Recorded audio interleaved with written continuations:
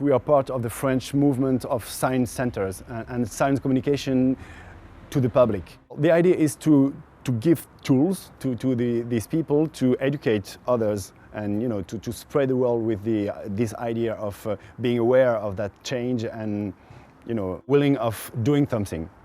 So one of the things we're doing is we're creating an exhibit about the maker movement, about the do-it-yourself, about the fact that more and more we can build things for ourselves or for people around us that solve real issues or that are real useful objects for our daily life with our own hands using digital technology. We have two big parts in the exhibition. One is the global issue of climate change. We created a movie, an immersive movie that you can see through Oculus Rift, which is a mask of virtual reality. And you can dive into the topic and you can go out of the Earth to have a look on the global effects of the climate change. And we made half of the exhibition inside the Fab Lab. So we made it with the machines of the Fab Lab, but also with the people working in the Fab Lab. They take the topic for themselves and a viewpoint on what is technology and the connection between technology and climate change. We couldn't have made this exhibition as it is if we didn't have the Fab Lab close next to it. Because it's a circulation between them. It's a way to be inspired also, to make this exhibition very artistic and very open.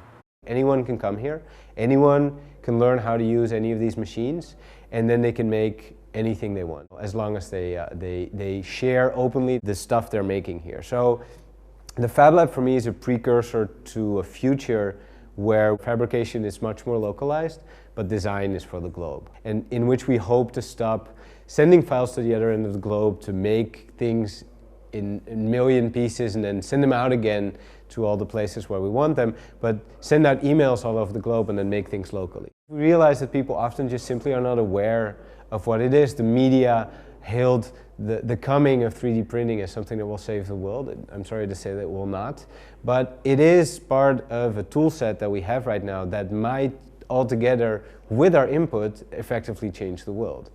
But the way we'll be making those things is going to be radically different from the way we make things right now. The world is changing in a very rapid way, and it has been doing so for a while now, but if you look at the rate of change, that also changes. And change is becoming more and more radical more quickly, and so accepting change is something that we'll have to get used to very fast. Because the processes that we are part of in innovation and in technological advancement are very much prone to that. And so if we can understand it and work with it, and we can accept change faster and adapt faster to new systems, seeing the light, I think we can make the planet a little bit better than it is right now. The COP21 was focusing on the government and how we can negotiate between rich countries, poor countries, how can we manage the earth, but at our own scale we can also do things. And we try here to make the connection and to show them that everything is connected, and this is one of the most important things, I believe, to teach about climate change and the everyday life in this environment.